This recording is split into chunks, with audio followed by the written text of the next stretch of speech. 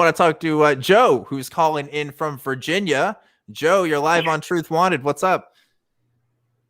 Hey, Dan, how are you? Doing good, doing good. I see that you want to do street epistemology on me. You want to ask me questions about my atheism, right? Yeah, that's what I initially called for. Can I give you a compliment first? I think you do a really good job with your show. Oh, thank you. And I really appreciate the way you conduct yourself. So I appreciate that, Joe. Thanks for that. I credit. Okay. Yeah, that's what I initially called for, but then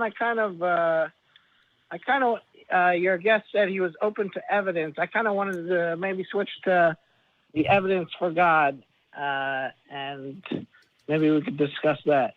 Well, so if you're calling to the show and we screened you for one topic, we want to stick to that one topic. So if we could just stick with that for now, and maybe if we got some time, we'll see. But let's start with that first one.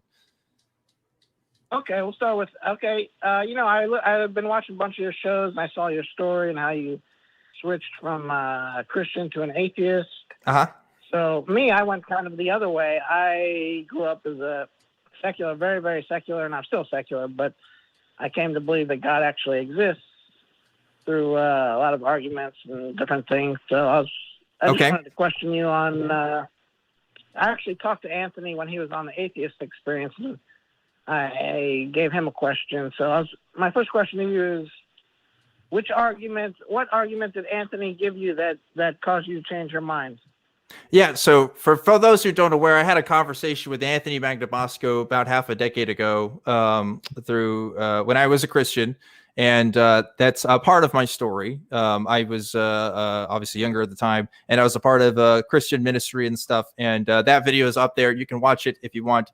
And that's my kind of conversation. But I'm always quick to point out, and in all of my interviews since then, that it was not the sole conversation that flipped me over. In fact, I don't think that's true for most people who deconvert. It's usually not one conversation. It's I think for a lot of us, it's a process. For me, it took maybe a year to really fully deconstruct my beliefs. That was definitely a stepping stone within it, and I'm really glad that I had that conversation, but it wasn't the be-all, end-all. So if you're watching that conversation, Anthony doesn't give me any arguments to be an atheist. He's just interviewing me about my beliefs, and I was curious, and I asked him about his atheism. So there was that dialogue there, but his goal is never to be out there giving arguments for atheism or why someone should be an atheist. He's simply investigating other people's beliefs. So yeah, I would say the question's kind of null. I guess he didn't really give me an argument there, and I didn't become an atheist the next day. You know, that I was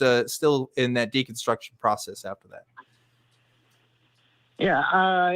I don't think, I understand what Anthony does, and and I think that's a good way to go about it. But I just don't, I think very important to the subject is having arguments for whatever position you hold.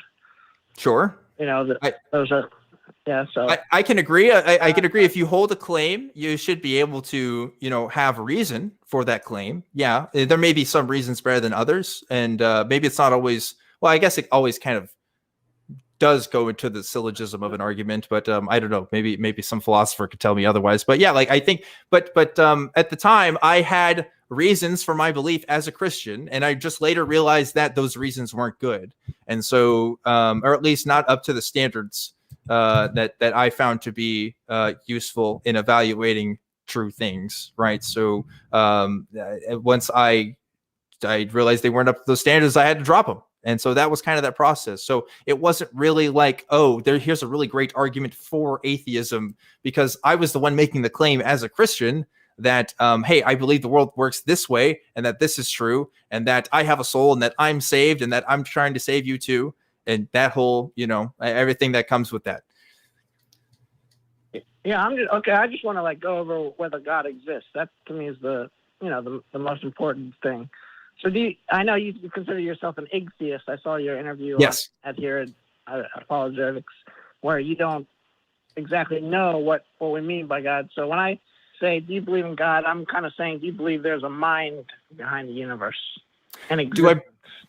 Yeah, I don't believe in like these higher kinds of consciousness. I think we observe order because I think that's a good evolution strategy for us to be able to view things in order. I don't think that to us, our ability to view things having some sort of kind of order is necessarily evidence of a divine, though. So yeah, that's why I use the term atheist, which basically means I don't think that there's any kind of unambiguous word for God or definition of God that I can agree or disagree to, because every time somebody talks about God, they mean something different. So if I say I believe in God or I don't believe in God, that might be true for some things. Like if you say God is the universe, yeah, I believe the universe exists, so I can agree with that. Then I wouldn't be an atheist. So atheist is the label I use for that. Yeah, I'm just talking about like a mind.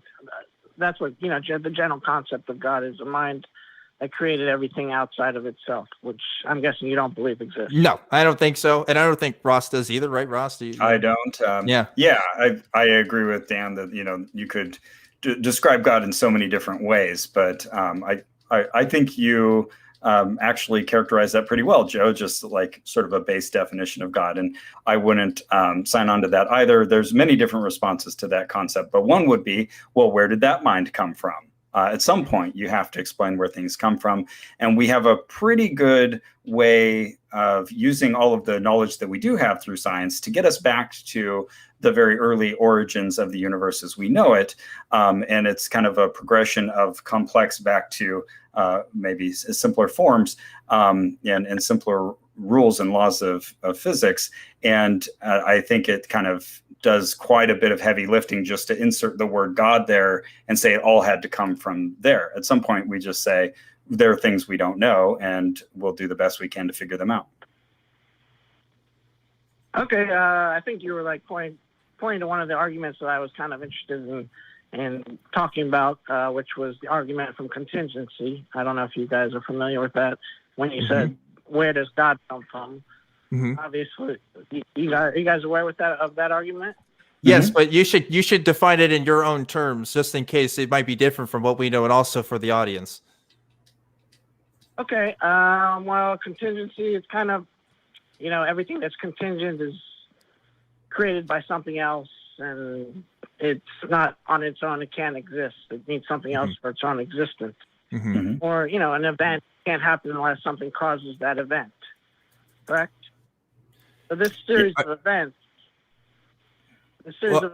cannot go back infinitely. I don't know. I don't know if that's true. I mean, that's really stretching the bounds of our own experience. And that's the kind of rule that you make based on what you know. But obviously, even if you trace everything back to God, you're still invoking things we don't know, which again is what caused the uncaused causer. Yep. Can I explain to you why it's impossible for the infinite series to occur? Well, can you? Yeah, I mean, I don't know. Yeah. Well, I mean, there's a couple reasons why an infinite series cannot occur in reality. The first reason is, any finite number plus any finite number is always going to be a finite number. So the series of events cannot go back in, one event at a time will always be finite. Do you understand that one? Okay. So yeah, let's say this is true though. Wouldn't this mean that God couldn't exist because we couldn't have an infinite regress? So why does God get to be the exception to that rule? Well, the rule is, since the finite, God is believed to be atemporal. He's not in time. Okay. So this series of events would have to come back, and whatever caused this series of events, whether it's God or something else, there has to be a first cause to this. Well, the first event. If we're saying there's a first event, right? There's a cause that implies time, doesn't it? Because you can't have a cause without the time happening. So how can something be outside of time and then also affecting time? I didn't mention time. I just mentioned there has to be a first event. Right. Well, you said he wasn't temporal, so that's mentioning time. Yeah. If it's events, right? If events happen in time, right? Unless events happen outside of time, but I don't know if that even means anything. I think the argument goes where, simultaneously God, the creation was simultaneous with the first event and the creation of the universe. Well, I think the situation we're getting into here is where we're struggling with some really esoteric concepts that just aren't intuitive, that we don't have any real grasp upon because we don't have any experience in our lives to deal with such quandaries. And then we're playing word games on top of that, where we try to hook up these concepts to words that we can use that sort of get us around those concepts.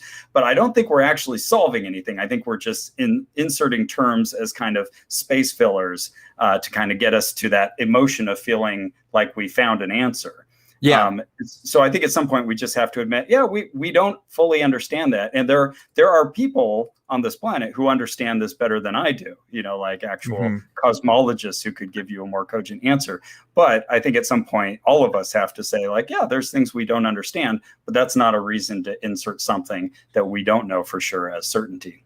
Right. And, also just the problem I typically have with these arguments, Joe, is, these tend to be like the God of logical syllogisms. It's like if we define God within certain terms, and if we agree to these certain philosophical concepts, then we can know God to exist. And I find this to be pretty weak. Because the most typical common response is that only gets you to deism, right? It doesn't necessarily get you to one specific God, but even beyond that, if there is a God, and if he is the Christian God, which almost every time I've had this conversation, they are talking about the Christian God, then there's other things that can demonstrate that besides philosophical arguments that may or may not be true, depending on the definitions that we agree to and whatnot, right? So, like, I would be more impressed if there was something more demonstrable than just argument by itself, because an argument without evidence, it doesn't really appeal to me. I'd like to see something more substantial, and I'm just not sure that Christianity can provide that for me, which is why I don't identify as a Christian. But I don't know, Joe. Okay. I don't know how to help you. Well, you don't need to help. It's all right. You don't need to help me. But of course, this argument doesn't get you to the Christian God. It just gets you to something eternal. Sure. Well, self-existent. But I think to Dan's point, it is kind of used as a wedge where you say, well, hey, at least we got to this, deistic God. Now that I've gotten you there, let's talk about Jesus. But I applaud the. You have to get from one, for someone who's an atheist, you're not going to just go, if you don't believe God exists, of course, Christianity is not true. So you have to get to the first argument that God most likely exists. Then, the evidence for Jesus is separate. And I also had, let me ask you this, Joe. Let me ask you this.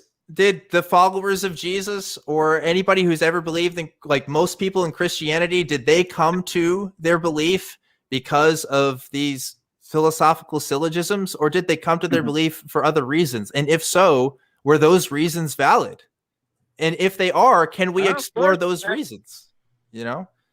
Everybody, of course, probably most people, 99% of people don't come to logical. So, but me, I came through, I think the argument from contingency, I don't know if you've ever listened to guys like Ed Feser and David Bentley Hart, two really smart philosophers, and Thomas Aquinas and the argument from motion. So, these are similar arguments to this one. And I think they get you to something that's eternal. And that's just the first part of, getting to the argument, to the evidence of there being something that exists eternally.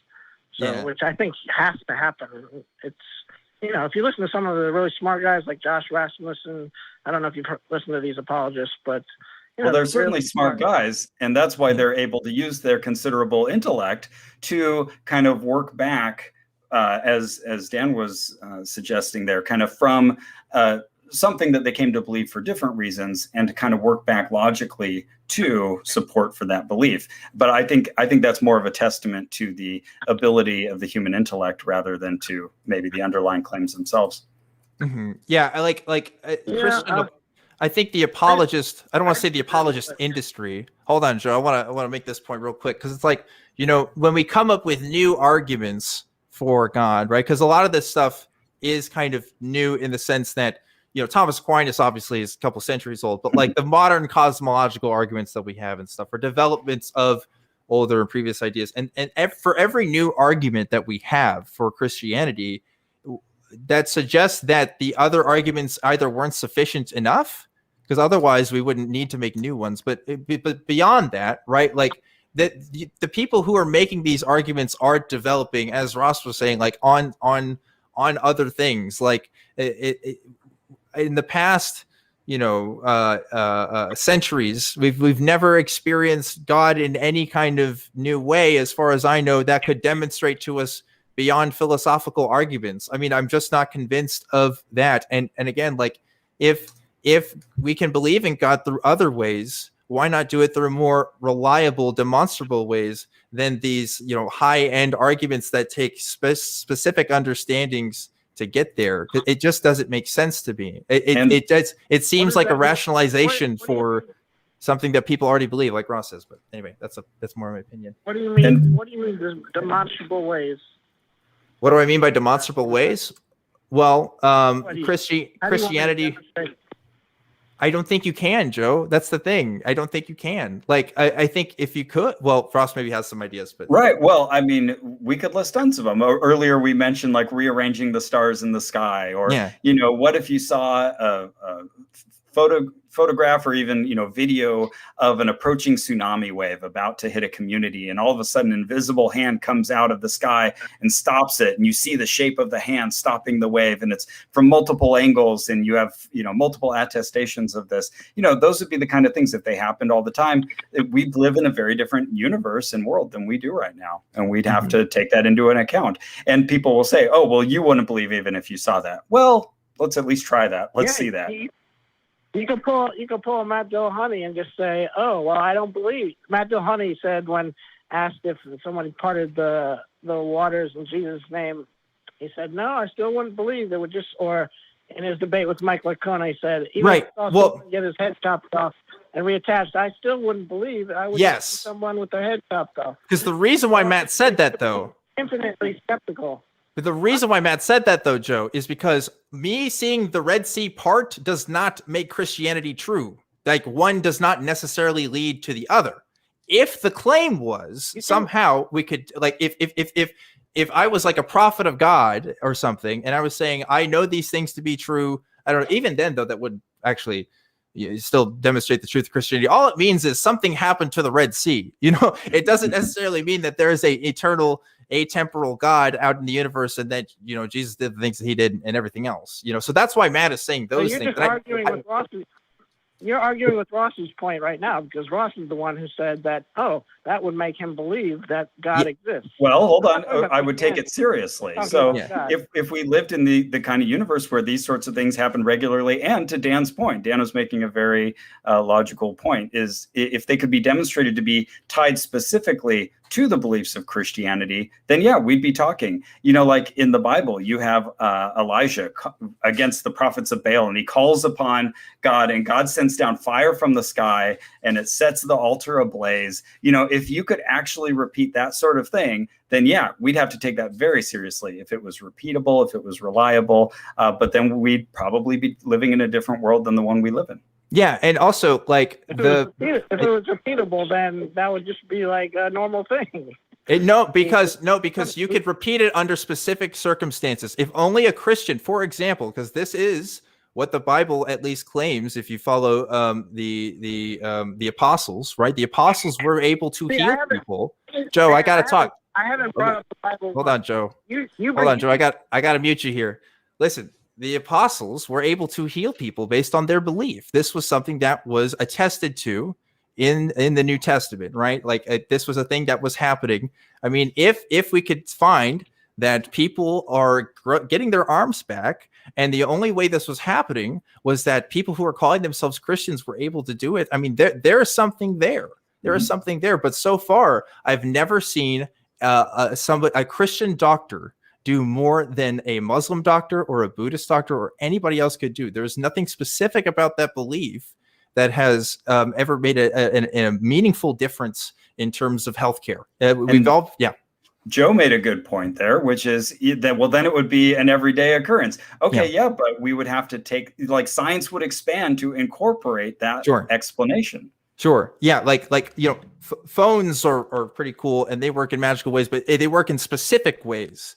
The 5G works in specific ways that we can demonstrate. Not mysterious ways. Not in mysterious ways, and not certainly give you any illness. Anyway, sorry, Joe, we have to cut things off here anyway, because we got to get to some other callers. But if you want to talk more about me with it next time, feel free to call back. I think we got some progress in there. I think we went on a couple of different rabbit holes, but talked a lot more with Joe about a lot of things, but yeah, I like the cut of his jib. I like the spirit with which he's approaching things, and as it says even in the Bible in 1 Peter 3:15, it says, like, always be ready with an answer for your faith, your reason for believing. So that's something I think I take away from my Christian upbringing. Now, always have a reason for what you believe. Yeah, and like if God was real, if the Christian God was real, there are ways he could know to convince me. There are ways that he would be able to do, like, unquestionably, I would be able, he would know what makes me tick. And so far, I'm not in that headspace. It hasn't happened for me yet. And what's worse is that the reasons why I did believe, even if I was a Christian again, right, for some reason, I wouldn't want to believe for those same reasons that I believed before, because I think the reasons I believe were bad. And I think that a lot of the reasons why people believe are bad, maybe not all of them, but certainly some of them. I don't think that's controversial. You hit on something really important for me in my own deconversion, which I'll say, kind of like yours, it took me about 1.5 years to sort of slow boil before I finally was ready to have sort of that final conversation with God, where I said, you know what, I need to just try looking at the world this new way and see what happens. But one of the things I said to God in that conversation was that, well, first of all, I'll always be open to, future evidence, but also, if you know me, like I think you do, you know exactly what I need to see. And I know it is a wicked generation that asks for a sign, but also, you've given signs to Gideon and others within the Bible who asked for them, and some who didn't. So, you know what it would take for me to believe. And that would be the first component, is that God would have that understanding and could know what I need to see.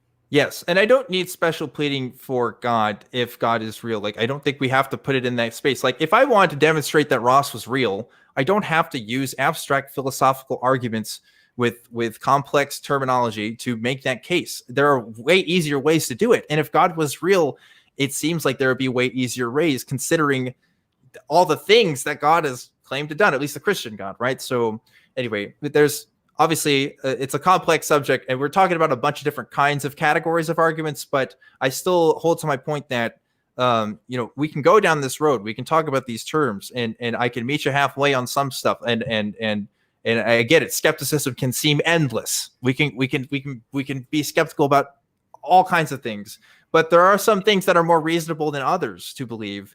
And the God claim for me is just not one of them, at least most mainstream ones. So, and alluding to our earlier conversation too, by believing in the Christian God, you are, by virtue of that belief, rejecting a lot of other beliefs. Yes. And I think we're trying to be equanimical about that and say, well, I'm rejecting all of the above on the same grounds, because if I take kind of your particular reasoning seriously, I have to take this equivalent reasoning seriously. If I take your personal story seriously, I have to take these other personal stories seriously. Don't lose sight of that. Yeah, and personal as well. We need to get the next caller, but I will just say, you could convince me of deism, and you still couldn't convince me of Christianity. I think there's way too many problems there with the Bible and how it was written, and the stories that we have there. Maybe one day I could be a deist. It's a tough sell for me to be a Christian specifically, though, honestly, at least the for Bible's, me. The Bible's got a lot of pages. It could have spelled out a lot of these things, that our caller was trying to spell out for us. It had plenty of room. Could have cut out some sheep and goats. And made that right. case. And I don't think all the authors of the individual books of the Bible even agreed with their own idea of what God was, or the theologies that they profess anyway. So that's when the Bible gets more interesting, the second you realize that. Yeah, absolutely.